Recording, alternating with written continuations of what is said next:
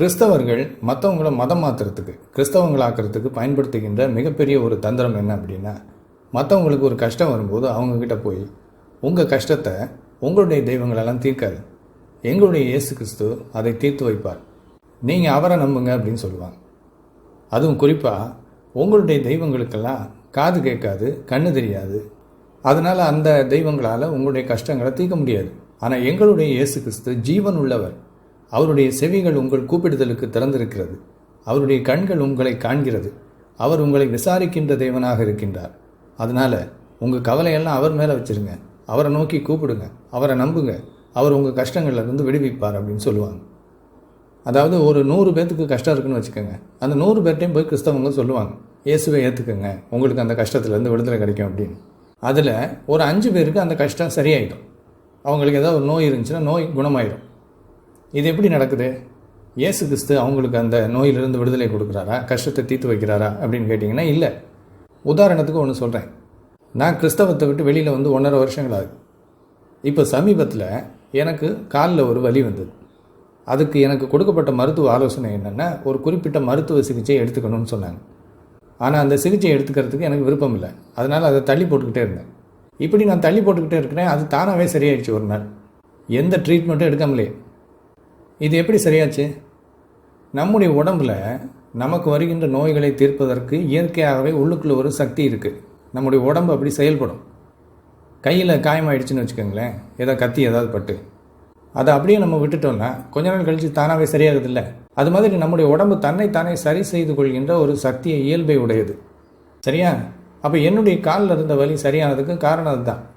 அதுவாக சரியாயிடுச்சு. இப்போ ஒருவேளை நான் கிறிஸ்தவனாக இருந்தப்போ இந்த மாதிரி காலில் எனக்கு வலி வந்து அது சரியாயிருந்துச்சுன்னா நான் என்ன நினச்சிருப்பேன்?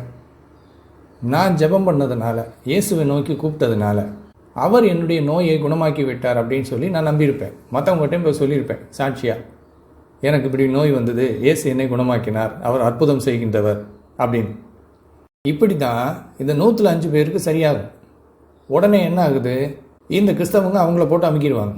பார்த்தீங்களா, நீங்கள் ஜெபம் பண்ணீங்க, இயேசுவை நோக்கி கூப்பிட்டீங்க, இயேசு அற்புதம் செய்து விட்டார், உங்களுடைய வாழ்க்கையில் கஷ்டம் சரியாயிடுச்சு, அவரை ஏற்றுக்குங்க, உங்களுடைய தெய்வங்களெல்லாம் விட்டுட்டு வாங்க, அந்த தெய்வங்களெல்லாம் பொய்யானவைன்னு சொல்லி அவங்கள மதம் மாற்றிடுவாங்க. சரி, இப்போ மதம் மாறியாச்சா? இங்கே வந்ததுக்கப்புறம், கிறிஸ்தவங்களை ஆனதுக்கப்புறம் இங்கேயும் கஷ்டம் வரும். கிறிஸ்தவங்க ஆனதுக்கு அப்புறமும் இவங்க உடம்புல வியாதி வரும், வேறு பல கஷ்டங்கள்லாம் வரும். அப்போ ஜெபம் பண்ணுவாங்க, அப்போ அது சரியாகாது. ஏன்னா எல்லா நேரத்துலையும் இப்படி நடக்காது, சில நேரத்தில் தான் நடக்கும். இப்போ இவங்களுக்கு வந்த நோயோ அல்லது வேறு கஷ்டமோ சரியாகலை அப்படிங்கும்போது இவங்களுக்கு குழப்பம் வரும்ல. ஏன்னா இயேசு நோய்களை குணப்படுத்துகின்றவர், கஷ்டங்களை தீர்க்கிறவர்னு இவங்க சொன்னாங்க. அதை நம்பி ஒரு தடவை ஜெபிச்சோம், அப்படி நடந்தது. ஆனால் இப்போ நடக்க மாட்டேங்குதே, கஷ்டம் போக மாட்டேங்குதே அப்படிங்கிற இவங்களுக்கு சந்தேகம் வரும்போது அந்த கிறிஸ்தவங்க என்ன சொல்லுவாங்க தெரியுமா? அவங்கக்கிட்ட, உங்களுக்கு விசுவாசம் இன்னும் அதிகமாக வேணும் அப்படிங்குவாங்க. இவங்க இன்னும் அதிகமாக விசுவாசிப்பாங்க, கர்த்தர் உதவி செய்கின்றவர், அற்புதம் செய்கின்றவர் அப்படி. அப்போவும் இவங்களுடைய கஷ்டம் சரியாகாது. அப்போ என்ன பண்ணுவாங்க? இந்த இவங்களை மதம் மாற்றினாங்களே கிறிஸ்தவங்க, அவங்க என்ன சொல்லுவாங்க தெரியுமா? உலகத்திலே உங்களுக்கு உபத்திரவம் உண்டு என்று இயேசு கிறிஸ்து சொல்லி இருக்கிறார். அவரை நாம் நம்பும் பொழுது நம்முடைய வாழ்க்கையிலே கஷ்டங்கள் வரும், அது இயல்புதான், அதை நாம் மேற்கொள்ள வேண்டும், விசுவாசத்தை விட்டுறக்கூடாது. கடவுள் ஏன் என்னுடைய கஷ்டத்தை தீர்க்கலை அப்படின்னு சொல்லி நம்ம கேள்வி கேட்கக்கூடாது, நம்பணும் அவரை. கிறிஸ்தவம் என்பது மலர் படுக்கை கிடையாது, அது மேடு பள்ளம் நிறைந்தது. நம்முடைய வாழ்க்கையில் கஷ்டங்கள் வரும், இருந்தாலும் கர்த்தர் நம்மை கைவிட மாட்டார், அவர் நம்மை பரலோகத்துக்கு கூட்டிகிட்டு போவார்வாங்க. நல்லா யோசிச்சு பாருங்க. இவங்க இந்துவாக இருந்தப்போ கஷ்டம் வந்தது இல்லையா? அப்போ இந்த கிறிஸ்தவங்க அவங்கக்கிட்ட என்ன சொன்னாங்க? உங்கள் கடவுளுக்கெல்லாம் காது கேட்காது, கண்ணு தெரியாது, அதெல்லாம் கல், அதனால தான் உங்களுடைய கஷ்டம் சரியாக மாட்டேங்குது, உங்கள் தெய்வத்தால் உங்களுடைய கஷ்டத்துலேருந்து விடுதலை கொடுக்க முடியாது. ஆனால் எங்களுடைய இயேசு கிறிஸ்து ஜீவன் உள்ளவர், அவருடைய செவிகள் உங்கள் கூப்பிடுதலுக்கு திறந்திருக்கிறது, அவருடைய கண்கள் உங்களை காண்கிறது, அவர் விசாரிக்கின்ற தேவன், அவர் மேல் பாரத்தை எல்லாம் வைத்து விடுங்கள் அப்படின்னு டயலாக்லாம் பேசி அவங்கள மதம் மாற்றினாங்கல்ல. ஆனால் இப்போது கிறிஸ்தவங்க ஆனதுக்கு அப்புறமும் இவங்களுக்கு கஷ்டம் வரும்போது இவங்க என்ன சொல்லணும்?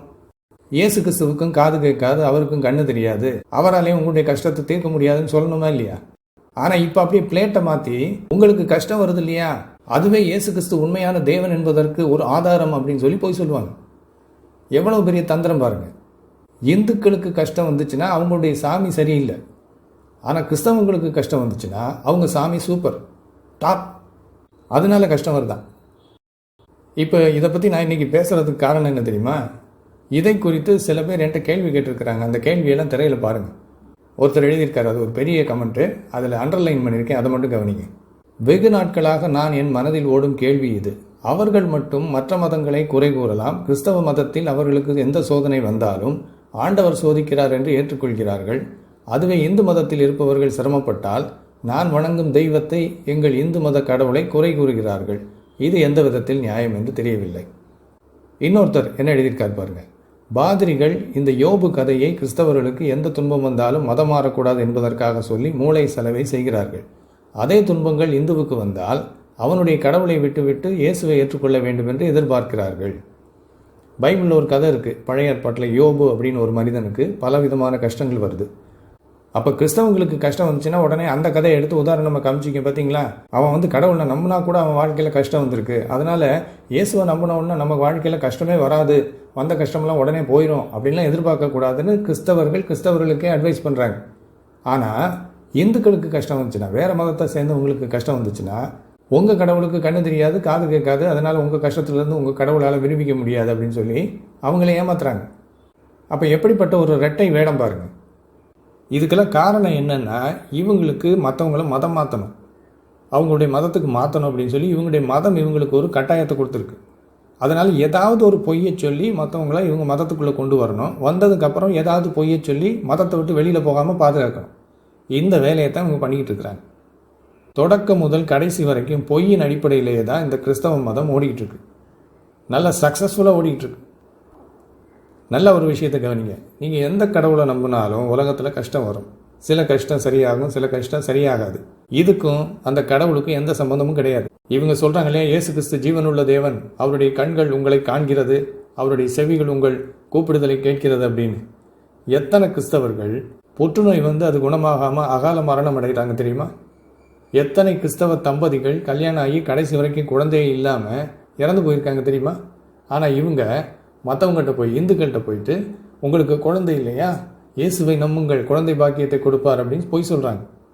நான் ஏற்கனவே சொன்ன மாதிரி மதம் மாற்றுவது இவங்களுக்கு இருக்கிற கடமையாக இருக்கிறதுனால அதுக்காக பொய் சொல்கிறது தப்பு இல்லை அப்படின்னு சொல்லி இவங்க பழகிட்டாங்க. பொய் சொன்னால் பரலோகத்துக்கு போக முடியாதுன்னு இவங்க தான் சொல்கிறாங்க. ஆனால் மதம் மாற்றுவதற்காக பொய் சொல்கிறதுக்கு இவங்களுக்கு எந்த விதமான கூச்சமும் இல்லை. மதம் மாற்றுவதற்காக மட்டும் இல்லை, தங்களுடைய மதத்தில் இருக்கிறவங்க இதிலேருந்து தப்பிச்சு போயிடக்கூடாது அப்படிங்கிறதுக்காகவும் பல பொய் கதைகளை சொல்லி ஏமாற்றிக்கிட்டே இருப்பாங்க. கிறிஸ்தவங்க ஆனதுக்கப்புறமும் கஷ்டம் வரும். அந்த கஷ்டம் தீராதப்போ அவங்களுக்கு சோர்வு வரும். அப்போ இந்த கிறிஸ்தவங்க அவங்கக்கிட்ட என்ன சொல்லுவாங்க தெரியுமா? உங்கள் கஷ்டங்களை காரணமாக காட்டி சாத்தான் உங்களை இயேசுவை விட்டு பிரிக்க முயற்சிப்பான், அதனால் நீங்கள் ஜாக்கிரதையாக இருங்கன்னு சொல்லுவாங்க. இதே சாத்தான் வேலையை தானே இவங்களும் செய்கிறாங்க. மற்ற மதத்தை சேர்ந்தவங்களுக்கு கஷ்டம் வரும்போது இவங்க என்ன செய்கிறாங்க? அவங்கக்கிட்ட போயிட்டு உங்கள் கடவுளால் உங்கள் கஷ்டத்தை தீர்க்க முடியாது, நீங்கள் வாங்க அந்த கடவுளை விட்டுட்டுன்னு பிரித்து கூட்டிகிட்டு வந்தாங்கல்ல, அது என்ன வேலை? இயேசுவை விசுவாசிக்கிற ஒருத்தருக்கு கஷ்டம் வந்துச்சுன்னா சாத்தான் இயேசுவால் உங்கள் கஷ்டத்தை தீர்க்க முடியாது வான்னு சொல்லி கூட்டிகிட்டு போவானா? அது சாத்தான் வேலையா?